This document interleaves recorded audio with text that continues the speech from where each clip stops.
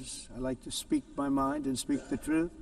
As we seek to reduce the threat of dangerous weapons today, I'm also calling on every nation to join us in ending the development of biological weapons once and for all. And biological is terrible, and nuclear is even beyond, and we include nuclear in that.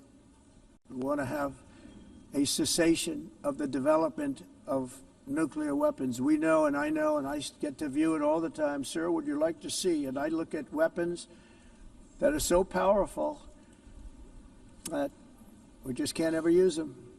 If we ever use them, the world literally might come to an end. There would be no United Nations to be talking about. There would be no nothing. Just a few years ago, reckless experiments overseas gave us a devastating global pandemic. Yet despite that worldwide catastrophe, many countries are continuing extremely risky research into bioweapons and man-made pathogens. This is unbelievably dangerous. To prevent potential disasters, I'm announcing today that my administration will lead an international effort to enforce biological weapons convention, which is going to be meeting with the top leaders of the world by pioneering an AI verification system that everyone can trust. Hopefully the UN can play a constructive role, and it will also be one of the early projects under AI. Let's see how good it is, because a lot of people are saying it could be one of the great things ever, but it also can be dangerous, but it can be put to tremendous use and tremendous good, and this would be an example of that.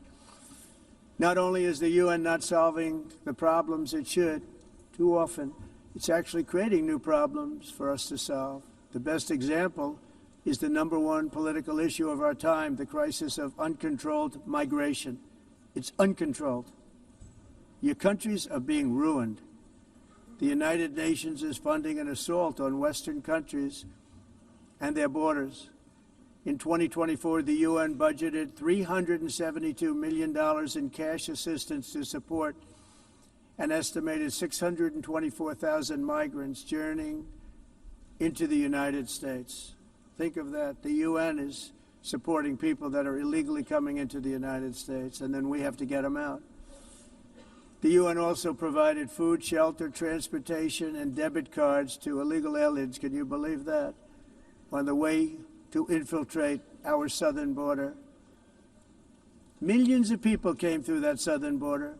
Just a year ago, millions and millions of people were pouring in, 25 million altogether over the 4 years of the incompetent Biden administration. And now we have it stopped, totally stopped. In fact, they're not even coming anymore because they know they can't get through. But what took place is totally unacceptable. The UN is supposed to stop invasions, not create them and not finance them. In the United States, we reject the idea that mass numbers of people from foreign lands can be permitted to travel halfway around the world, trample our borders, violate our sovereignty, cause unmitigated crime, and deplete our social safety net. We have reasserted that America belongs to the American people, and I encourage all countries to take their own stand in defense of their citizens as well. You have to do that because I see it. I'm not mentioning names. I see it, and I could call every single one of them out. You're destroying your countries. They're being destroyed. Europe is in serious trouble. They've been invaded by a force of illegal aliens like nobody's ever seen before. Illegal aliens are pouring into Europe. Nobody has ever, and nobody's doing anything to change it, to get them out. It's not sustainable. And because they choose to be politically correct, they're doing just absolutely nothing about it. And I have to say, I look at London, where you have a terrible mayor, terrible, terrible mayor. And it's been so changed, so changed. Now they want to go to Sharia law. But you're in a different country. You can't do that. Both the immigration and their suicidal energy ideas will be the death of Western Europe if something is not done immediately. This cannot be sustained. What makes the world so beautiful is that each country is unique. But to stay this way, every sovereign nation must have the right to control their own borders. You have the right to control your borders, as we do now, and to limit the sheer numbers of migrants entering their countries and paid for by the people of that nation that were there and that built that particular nation at the time. They put their blood, sweat, tears, money into that country, and now they're being ruined. Proud nations must be allowed to protect their communities and prevent their societies from being overwhelmed by people they have never seen before, with different customs, religions, with different everything. Where migrants have violated laws, lodged false asylum claims, or claimed refugee status for illegitimate reasons, they should, in many cases, be immediately sent home. And while we will always have a big heart for places and people that are struggling and truly compassionate, answers will be given. We have to solve the problem, and we have to solve it in their countries, not create new problems in our countries. And we are very helpful to a lot of countries that are just not able to send their people anymore. They used to send them to us in caravans of 25,000, 30,000 people each. These massive caravans of people pouring into our country, totally unchecked and unvetted. But not anymore. According to the Council of Europe, in 2024, almost 50% of inmates in German prisons were foreign nationals or migrants. In Austria, the number was 53% of the people in prisons were from places that weren't from where they are now. In Greece, the number was 54%, and in Switzerland, beautiful Switzerland, 72% of the people in prisons are from outside of Switzerland. When your prisons are filled with so-called asylum seekers who repaid kindness, and that's what they did, they repaid kindness with crime, it's time to end the failed experiment of open borders. You have to end it now. See, I can tell you, I'm really good at this stuff. Your countries are going to hell. In America, we've taken bold action to swiftly shut down uncontrolled migration. Once we started detaining and deporting everyone who crossed the border and removing illegal aliens from the United States, they simply stopped coming. They're not coming anymore. We're getting a lot of credit, but they're not coming anymore.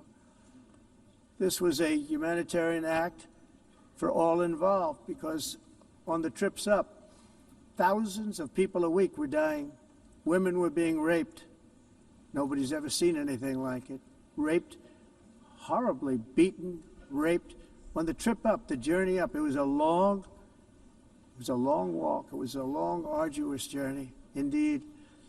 And it was also a historic victory against human trafficking throughout the region. What we did was a victory, and we saved so many lives of people that wouldn't make the journey. That journey was loaded up with death. Loaded up with death.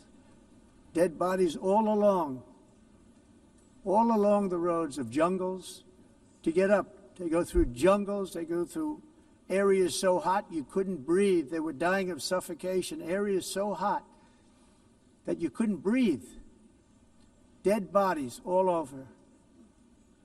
By them not coming, we're saving tremendous numbers of lives. My people have done a fantastic job in doing what they did, and the American public agrees with it. I mean, I was very proud to see this morning I have the highest poll numbers I've ever had. Part of it is because of what we've done on the border. I guess the other part is what we've done on the economy.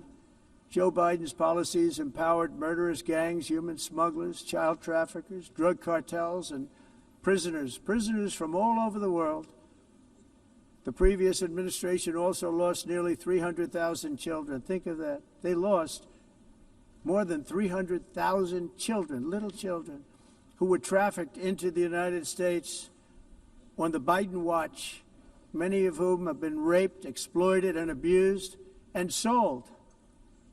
Sold. Nobody talks about that. The fake news doesn't write about it.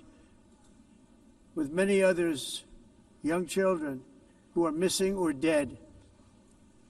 And we found a lot of these children, and we're sending them back, and we've been sending them back to their parents. They said, nobody knows who they are. They said, where do you come from? And they'll give us a country, and we'll find out, and we'll figure it out, and we'll bring them back to their homes. And the mother and father rush to the door, and their tears in their eyes. They can't believe that they're seeing their son or daughter, their little son or daughter again.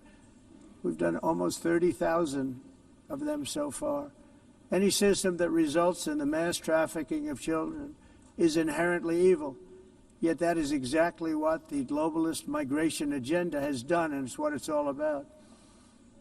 In America, those days, as you know, are over. The Trump administration is working, and we are continuing to work to track down the villains that are causing this problem, and also, as I said, to get back the 30,000 we've already returned. Now I think we're going to have another. We're going to find a lot. You're not going to find all of them. 300, more than 300,000. They're lost or they're dead. They're lost or they're dead because of the animals that did this.